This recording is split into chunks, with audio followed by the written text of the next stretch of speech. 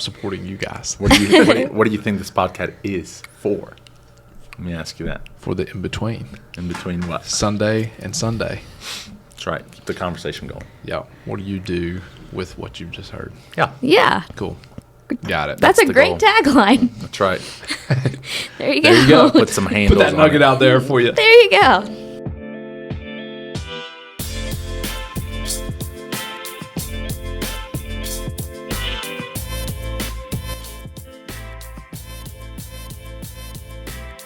Welcome back to the In Between podcast. Today we have Pastor Tyler Worley. You guys are really getting a good look at the staff at Dallas Bay Church. So That's right. thanks for joining us today. I'm happy to be here. You're the operations. Are you operations and finance, or just operations that encompasses Technically, finance? just operations pastor. Okay. That encompasses the facilities and finance. Awesome.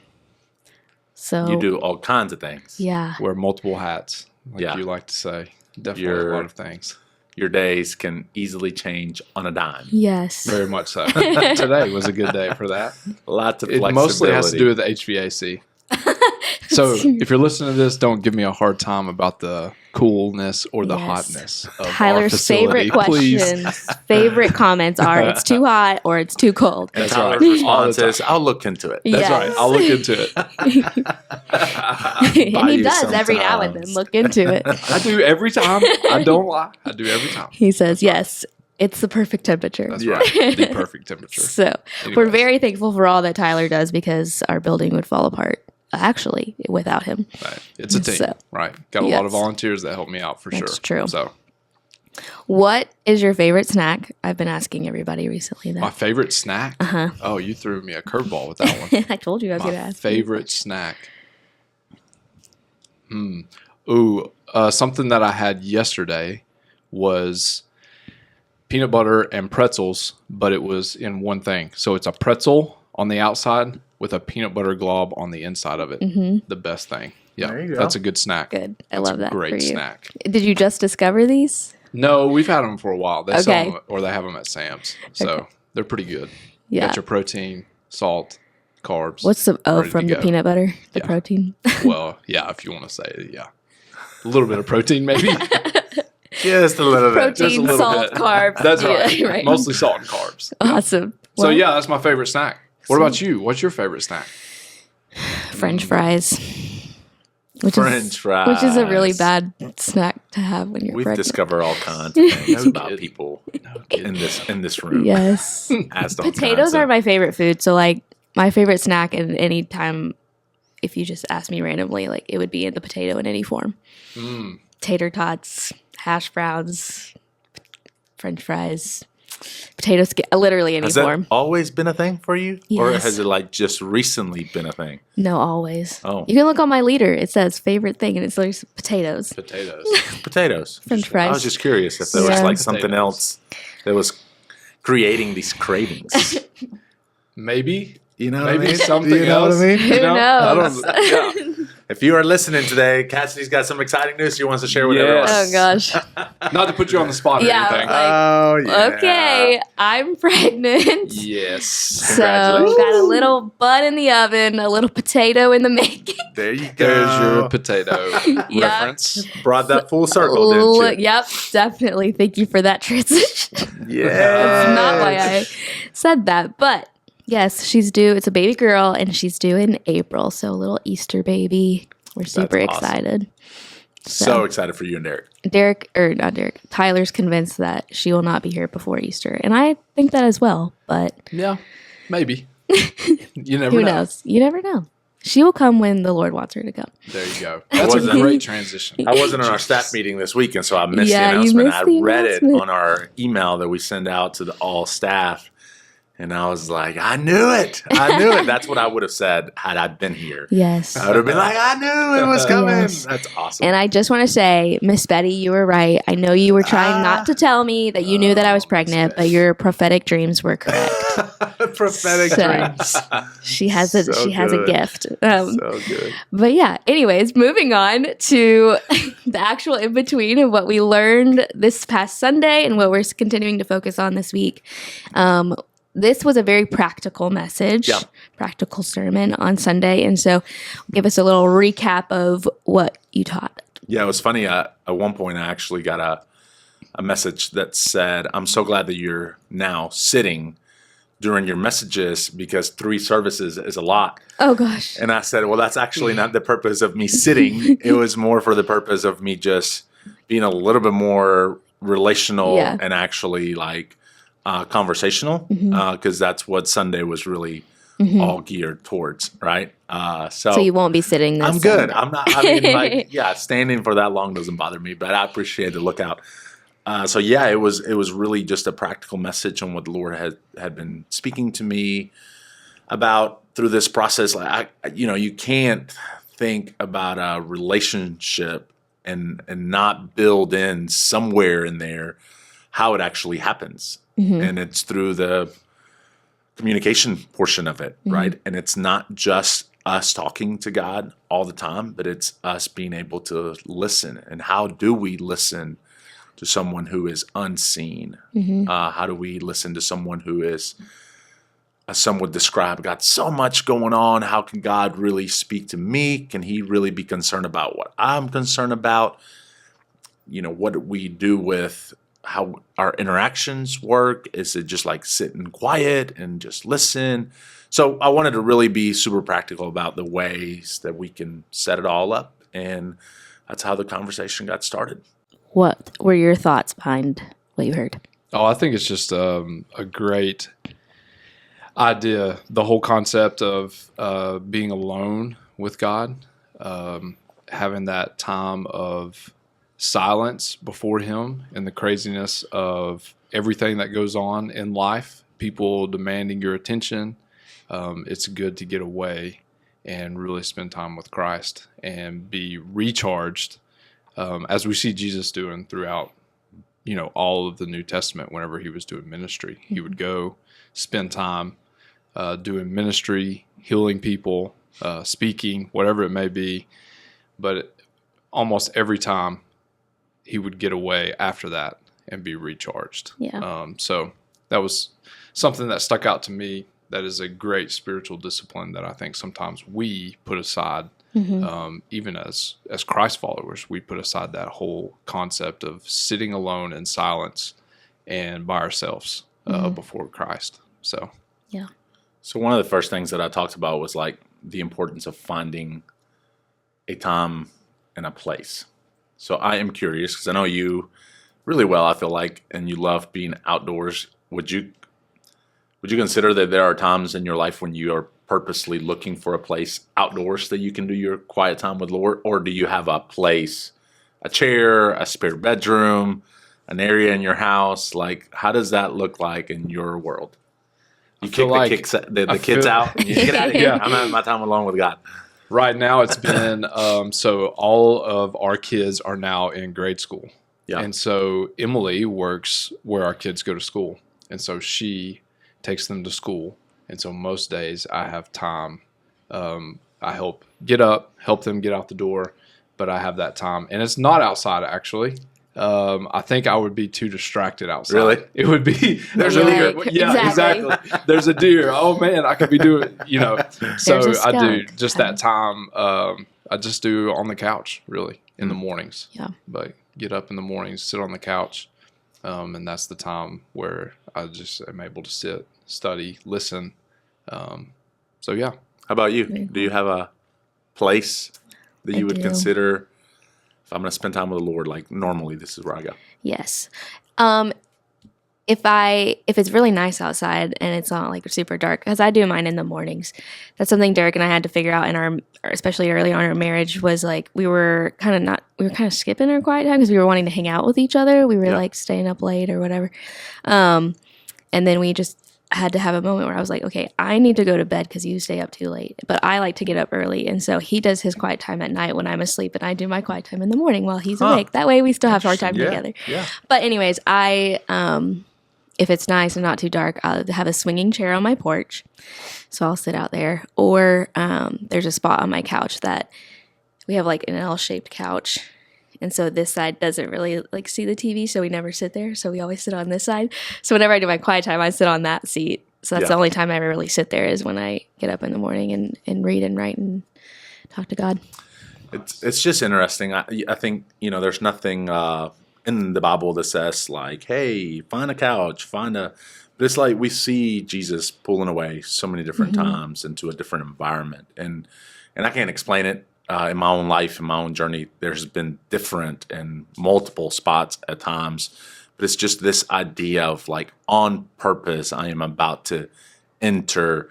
There's this model in the Old Testament about a tent, right? When you would step into the presence of God, just that interaction. It's like mindfully, I'm getting ready to experience what's about to happen. And it's like trying to not so much compartmentalize, but to some degree, it's like craziness. It's like, all right, let me step over here and just get quiet for just a moment, right? And and then I talked about the importance of just the time. I pushed a little bit for like early in the morning due to the fact that it's like you get to restart, you get to somewhat focus in on, for today, Lord, here's I'm seeking your kingdom first before I go into everything else, right? So. And that too is like you are up probably before everybody else is demanding of your time. Yeah. Or trying to pull you aside. And some of the things that are demanded of you are good things, right? Like family, of course. Like you should get up and help get your kids out the door, which is great stuff. But also getting up before everybody else does and having that undivided time. Again, you see Jesus do it all the time. And most of the time it references in the morning. Or early, or before the sun comes up. Those type references. And if he did it, right, shouldn't we be so tuned into doing it ourselves? Like if he needed that in his life, time alone with the Father, how crazy is it to think that we can make it through life, let alone a day, without him leading us and guiding us? And so, Tyler, there's something really exciting in our church that you are a big part of right now, which is that environment. And we're not saying that it's going to be the only environment where, you can hear from the Lord, but it's set up for the purpose of having a quiet time for some people. Maybe that'll be their new spot, or even for some of our staff that may just kind of get away and enjoy a little bit of outdoor. Maybe not for you because you don't like it that much, but just a prayer garden, right? Yeah. So when do you think that thing will be finished? We're shooting for the beginning of the year, maybe. Awesome. Maybe a little bit after the first of the year. Hold them to that, people. Don't do that. Don't do that. Don't do that. There's a lot of different schedules that you have to coordinate. So, we're really excited. I think that's just a special thing in our church, especially like if we're talking about this all the time.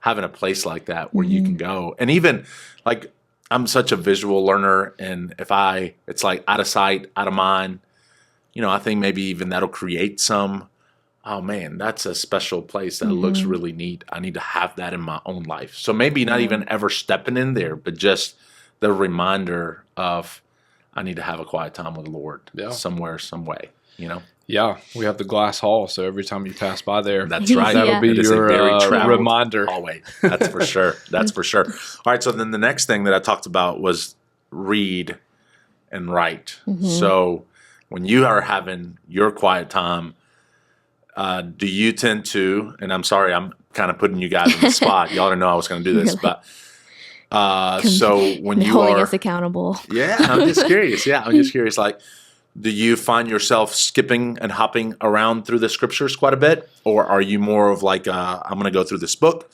and I won't put it down until I'm finished and then I'll move on to the next thing? Do you do multiple things? How does that look for y'all? I go by the book. By the book? Mm-hmm.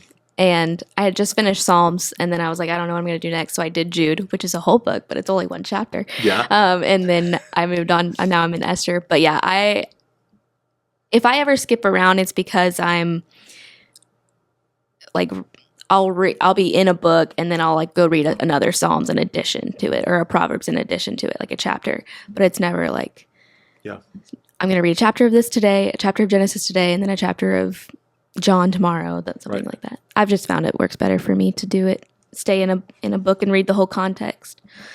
Yeah. At one time. I talked a little bit about that this past Sunday. It's like, the they were meant to be read all at once. Never picking up a letter. If I send you a letter or a text, you don't read the first part, put it down, and then it's like, oh, Right. you want to read the whole thing to find out the whole context of it. So that was kind of the desire behind it, and it's and we can have a little bit of order, I think, in that way as well. How much writing do you do as you're navigating through? Like, are you one that writes in your Bible, or do you have different places where you do that?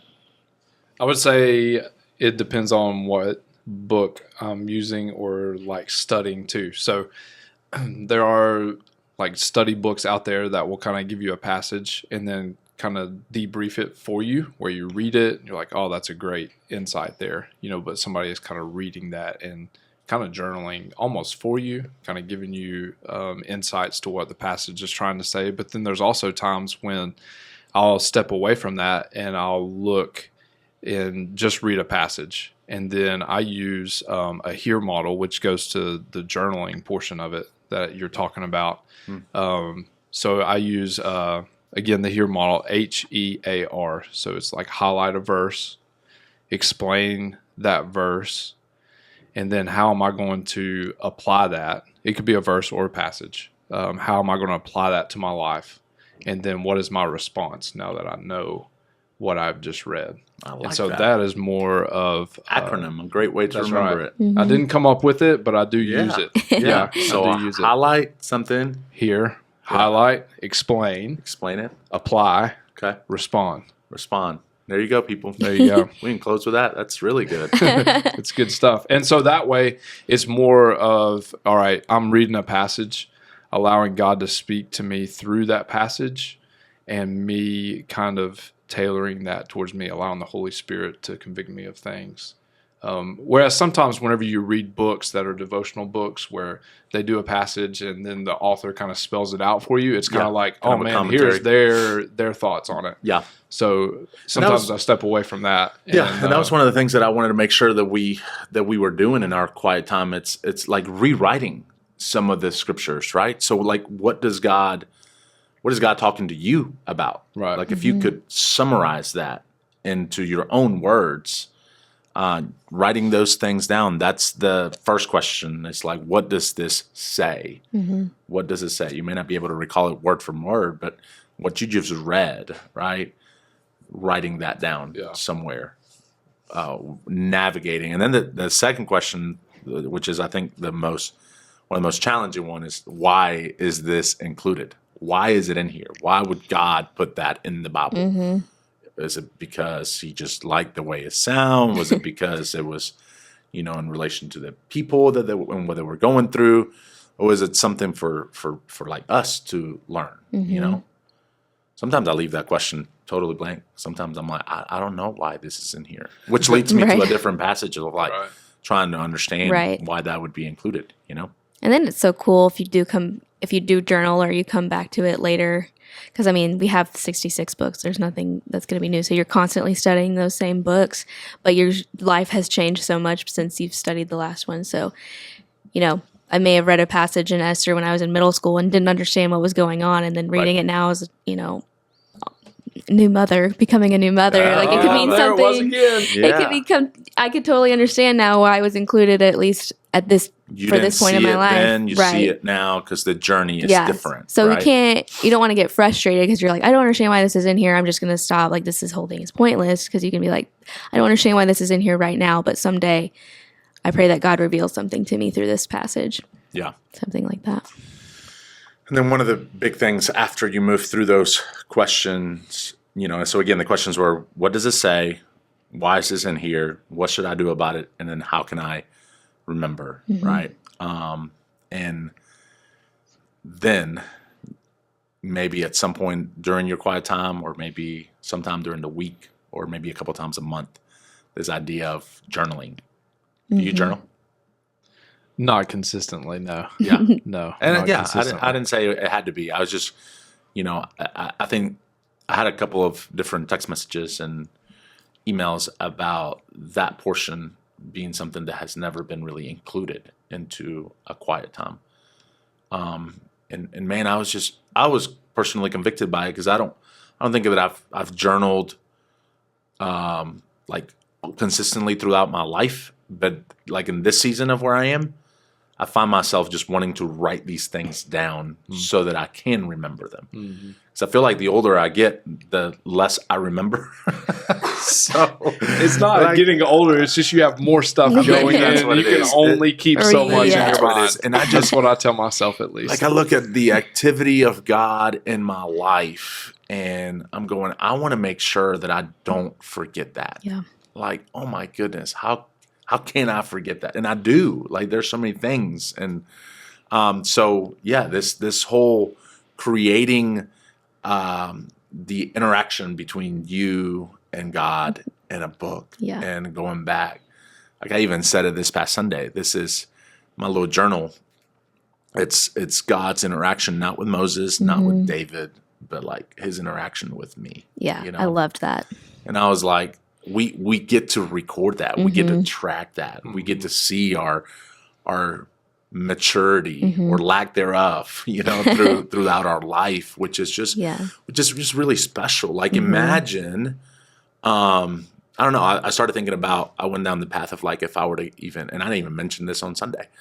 We talk about what didn't make it to the Sunday message. If I had 50 minutes, I would talk so much more. But it's like giving that to my children one day and them seeing how the Lord was so faithful, the things that I prayed for them about, Yeah. I don't know. It's just a really cool concept and idea. I write my prayers. Nice. Every day. Lacey does that as well. Just because it helps me stay focused and not like squirrel and all that stuff like that. But it has been such a cool tool. I mean, I've got journals and journals from my life I love that. I love journaling and writing my prayers out just because it helps me keep a testimony. I loved what you said of God's interaction with me. Yeah. Just like we have the scriptures. Absolutely. And the biggest thing is, again, do something, right? Right. Start somewhere. I've already had the question even from my own kids, like, Dad, what book do I start with? The Bible has got so many, and do I just naturally? I think there's this idea of like, well, start at the beginning, go to Genesis, and then then they go to Exodus, and they're like, oh my gosh, I don't know if I can keep going, So it's like it's okay to just start somewhere where the Lord leads you, stay with it, see it through, but maybe it's just a verse. Yeah. A couple of weeks ago, I was stuck in one verse for 2 days. So I couldn't finish. Like I was done. I was like, okay, I'm not sure. I think there's more there. And so I came back the second day and just went through those same questions again, just making sure that I got everything that I needed out of it, that the Lord was trying to teach me. And so maybe that's all you do, but just do something. And for some of you, it may be just a 5-minute thing. Yeah. If you could average it out, like how long is your quiet time, would you say? Average it out of my whole life. No, just this is over where I'm a detail-oriented person. Over the last couple of weeks. You're like, let's get statistics and measurements and all that stuff. No, I won't go there. Over the last couple of weeks. Mine's probably between 20 and 30 minutes. Yeah. That's what I was thinking. Yeah. Like maybe 30. Sometimes less, like you said, an average. Because some days, I would lean, I'm probably in the 30-minute range. On the days where I'm, like on Wednesdays, I usually come in a little bit later to the office, so I have a little bit more time in the mornings. So I'll journal more on those days. Fridays I'm off, so I'll go a little bit longer. Like this past Friday, it was absolutely beautiful. It was really nice outside, and so I stepped into my back porch, which we had not utilized in our new house, and man, that was a special place. I'm like, I like this place, So during the fall, so yours is outdoors, outdoors. Yeah, I like and I like listening to the fresh air. Just the birds.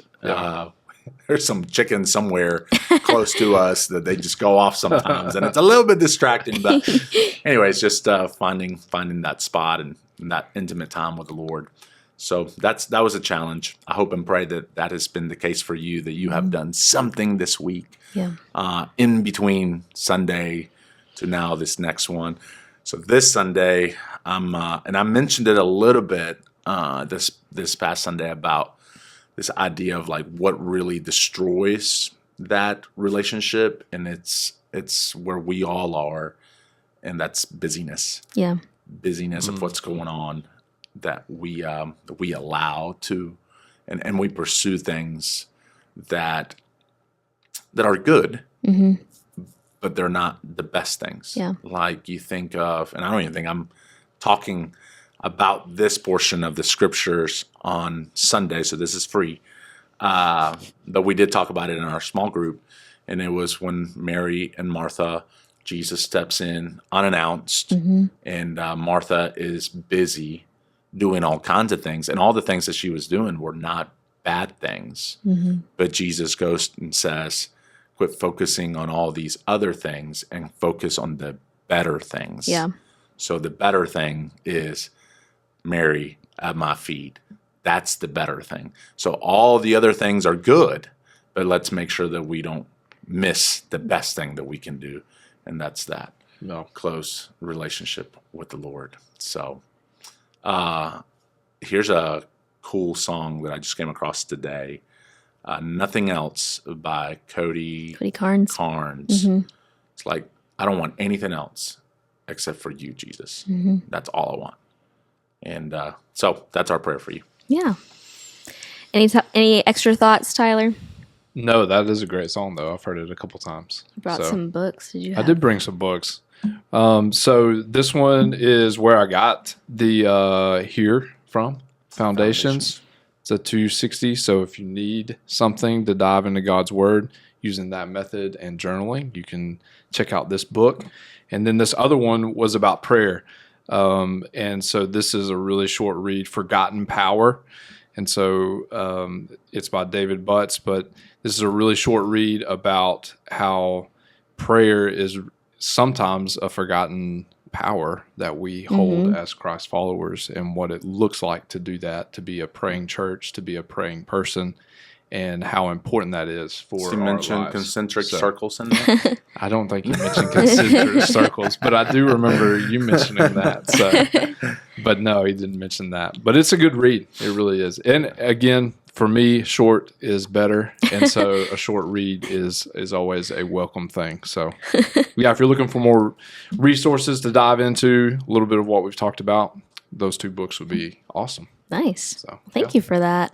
All right. That was a good conversation. How do you feel that your first podcast I feel good. with us went? That was fun. I thought I did why great. Not? Yeah. Thanks for doing it again. man. Thanks for joining us. And Loved as it. always, if you have any questions, please let us know through any way that you can. Talk to us. Tyler loves phone calls. You can Emails. Emails, any all the questions or things. concerns or problems, or you just want the temperature in whatever room in the church could be different. You can. He's email the us. man to go to. Dex, what are you doing that to me for, man? Come on. It's going to happen anyways. It'll be all right. Like, share, follow us, and we'll see you back next time. We'll see you Sunday, and then we'll see you back next time for the next episode of The In Between.